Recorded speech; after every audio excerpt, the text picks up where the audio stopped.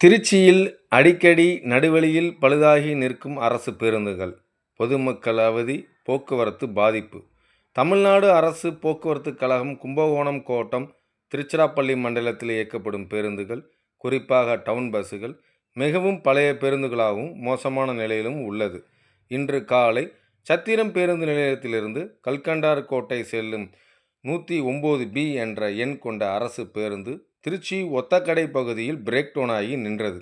Othakadai signal அருகே பேருந்து திடீரென நின்றதால் சுமார் 1 மணி நேரம் அப்பகுதியில் போக்குவரத்து பாதிப்பு ஏற்பட்டது. பின்னர் போக்குவரத்து பணியாளர்கள் பேருந்தை சரி செய்து பணிமனைக்கு எடுத்து சென்றனர்.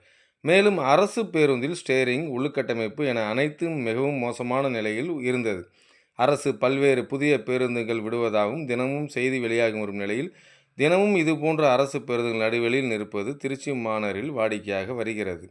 அதேபோல் நேற்று இரவு கல்கண்டார்கோட்டை செல்லும் 2 பேருந்து நடுவழியில் நின்றதால் பொதுமக்கள் அவதிக்குள்ளாகினர். நேற்று இரவு 8 மணி அளவில் கல்கண்டார்கோட்டை பகுதியில் நடுவழியில் 41A என்கிற அரசு டவுன் பஸ் கோளாறு காரணமாக நடுவழியில் நின்றது. அதில் பயணம் செய்த பயணிகளை அங்கே இறக்கிவிட்டதால் பயணிகள் பெரும் சிரமத்திற்கு உள்ளாயினர்.